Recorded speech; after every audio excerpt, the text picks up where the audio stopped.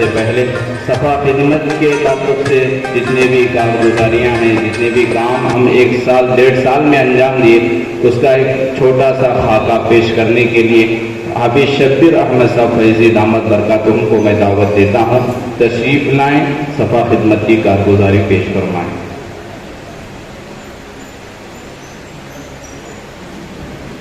السلام علیکم ورحمۃ اللہ وبرکاتہ۔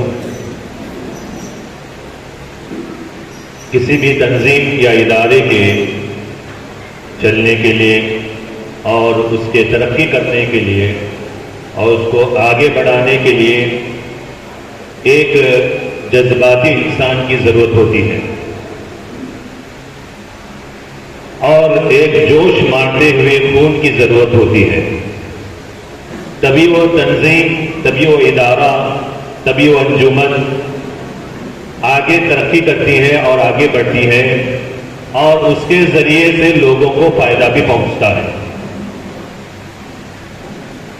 اس جوش کو اور اس جذبے کو ہمارے مفتی عمر فاروق صاحب نے دکھایا ہے، جن کی بدولت، جن کی سرپرستی میں 1 سال کے اندر بہت سے ایسے کام انجام دیے گئے جو کرنے کے لیے مشکل معلوم ہوتے تھے اور جس کے بارے میں سوچا جاتا تھا تو ایسے لگتے تھے کہ یہ کام بہت مشکل ہے، لیکن مفتی صاحب کا جذبہ اور مفتی صاحب کو نوجوانوں کو لے کر چلنے کا ان کے اندر ایک وتیرہ اور لوگوں کے ساتھ بات کرنے کا ایک سلیقہ جو اللہ تبارک و تعالیٰ نے مفتی صاحب کو عطا فرمایا ہے، وہ ایک بڑا عجیب ہے، جس کے بدولت بہت سے کام صفا خدمت کی جانب سے انجام دیے گئے۔ 1000 برق گرے لاکھ آندیاں اٹھیں، 1000 برق یعنی بجلی، 1000 برق گرے لاکھ آندیاں اٹھیں، وہ پھول کھل کے رہیں گے جو کھلنے والے ہیں، وہ پھول کھل کر رہیں گے جو کھلنے والے ہیں، جو طوفانوں میں پلتے جا رہے ہیں وہی دنیا بدلتے جا رہے ہیں۔ سرفروشی کی تمنا اب ہمارے دل میں ہے، دیکھنا ہے زور کتنا بازوئے قاتل میں ہے۔ یہ تمام کیفیات اور یہ صفتیں مفتی صاحب کے اندر بخوبی پائی جاتی ہیں۔ مفتی صاحب نے تو سب کی سیال کوشی کی اور اب باقی مفتی صاحب کی سیال کوشی کی جائے، اس لیے میں مفتی سمیر الدین صاحب جو ہمارے جلسے کے صدر ان کو تھوڑا دعوت دیتا ہوں کہ وہ مفتی صاحب کی سیال کوشی فرمائے۔ انشاءاللہ اس کے بعد صفا خدمت کی کارگزاری مختصر انداز میں سنائی جائے گی۔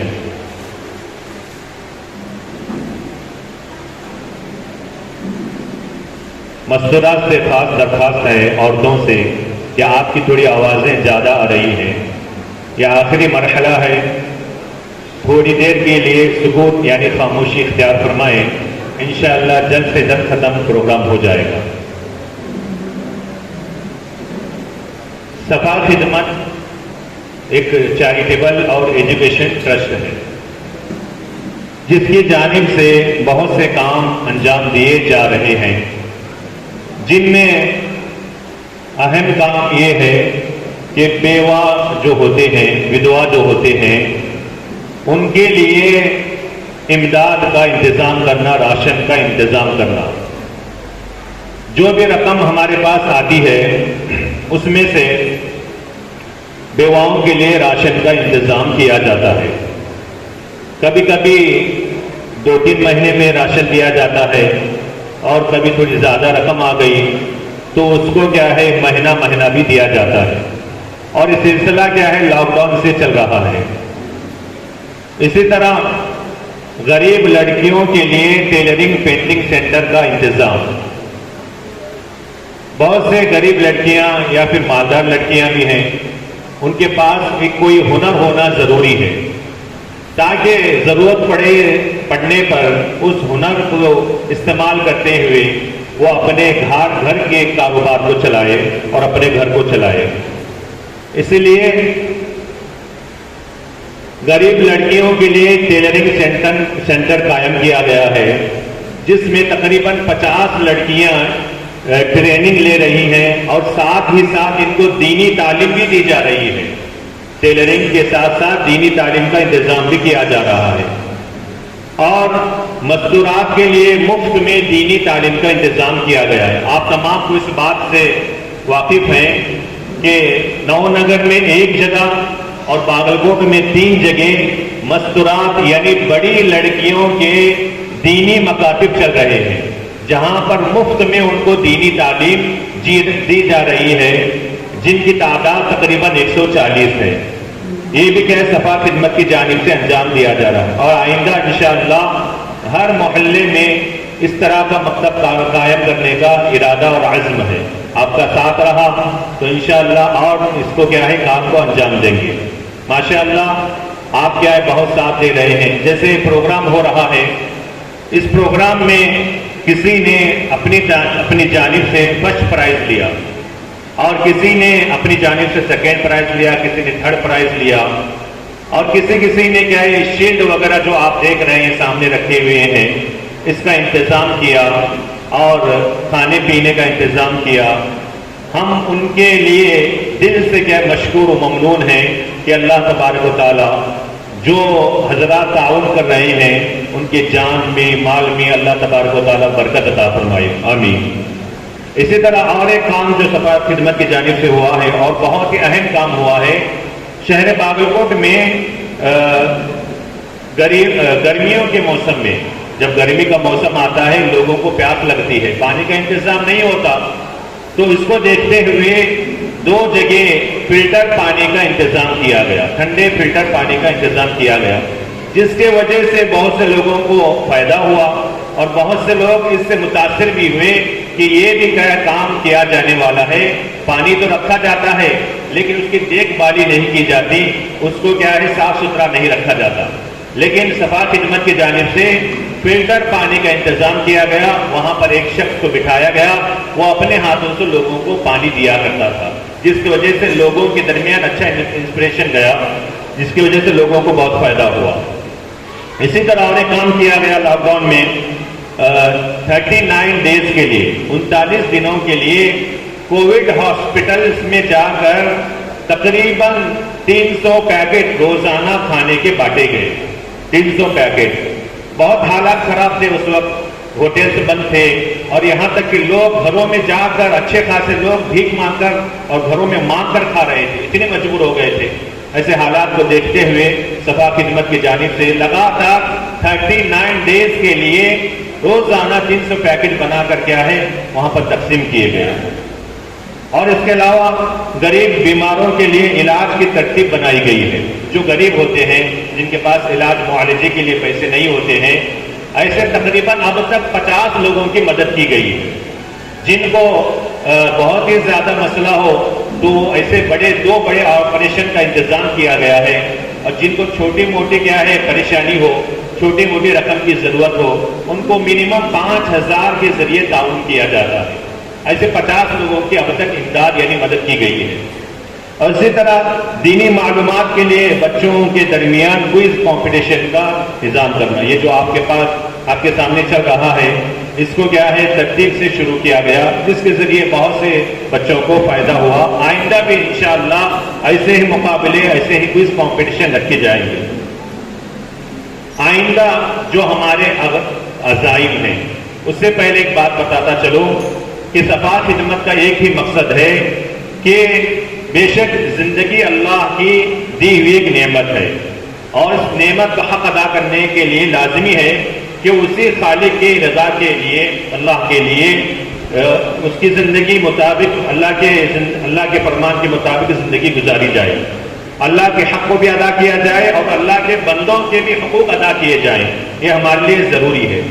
اب ایک شخص یہ کام کرتا ہے تو وہ کام اتنا سکسیس نہیں ہوتا. ایک شخص جا کر کسی کی مدد کرتا ہے تو مدد تو ہو جائے گی, لیکن کیا اجتماعی طور پر ایک مل کر تمام لوگوں کا امداد ایک جگہ اکٹھا ہو کر جتنا کام ہو سکتا ہے انفرادی طور پر نہیں ہو سکتا. تو صفا خدمت کا ایک ہی مقصد ہے کہ بلا تفریق مسلک و مذہب کو دیکھتے ہوئے، کسی کو مذہب کو نہ دیکھتے ہوئے، کسی کو مسلک کو نہ دیکھتے ہوئے اب تک جس طرح کام کیا جا رہا ہے، آئندہ بھی ان کی مدد کرنے کے ہمارے ارادے ہیں۔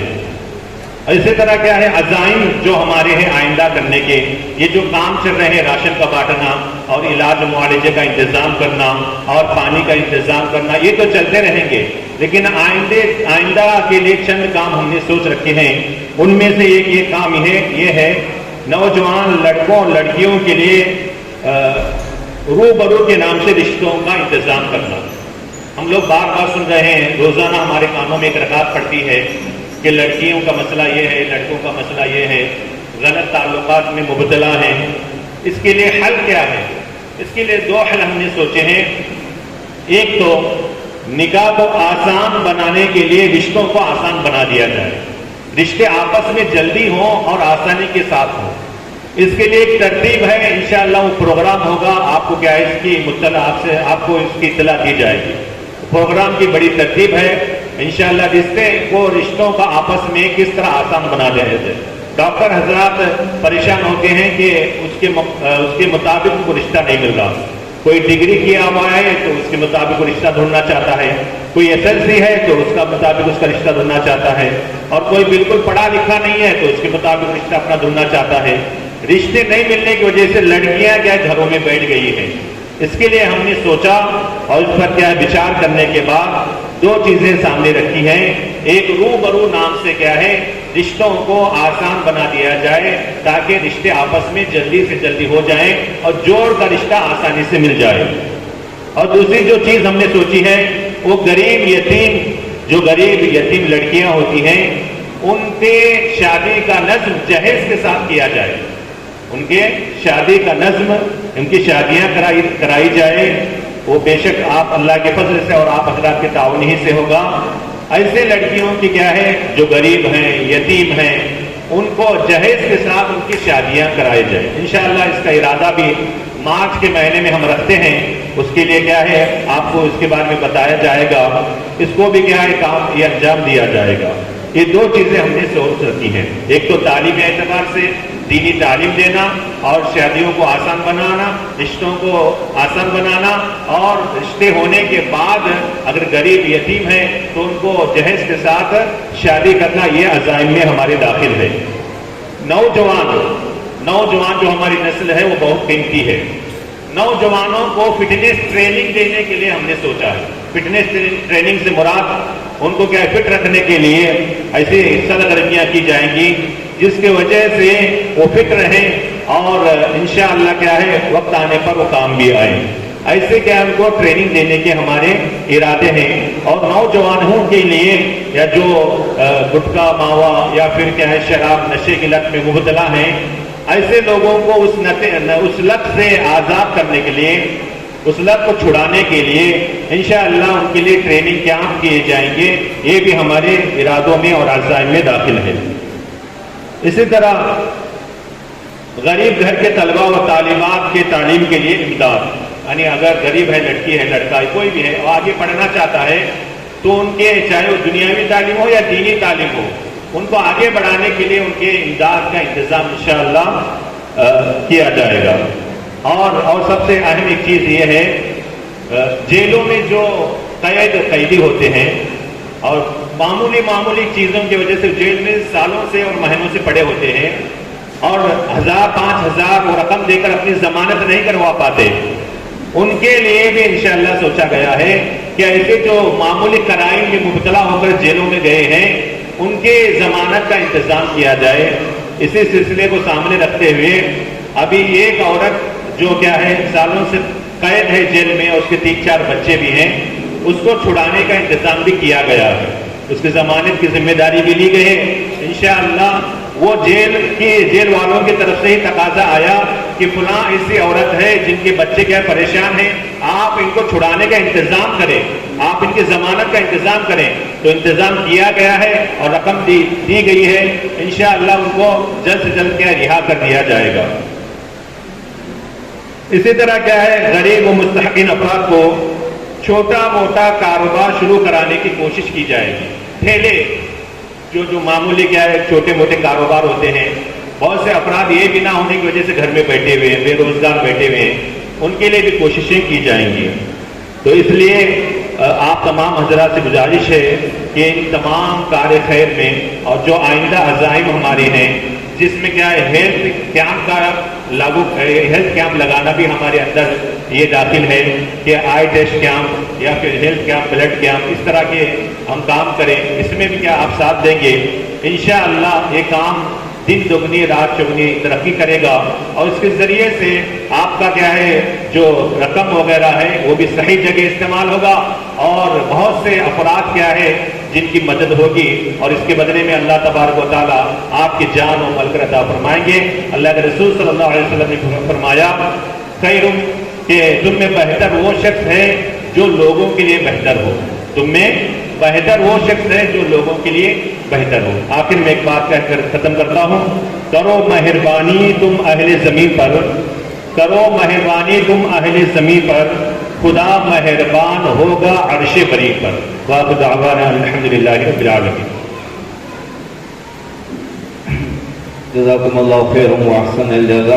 معزز سامعین کرام، صفا خدمت کی کارگزاری اب تک جو کارکردگی انجام دیے گئے ٹرسٹ کے جانب سے وہ آپ سماعت فرما رہے تھے، آئندہ کے عزائم و ارادے بھی آپ سماعت فرما رہے تھے۔ اللہ تعالیٰ سے دعا کریں اللہ تعالیٰ ہمارے ارادوں کو پورا فرمائے۔ وقت کافی ہو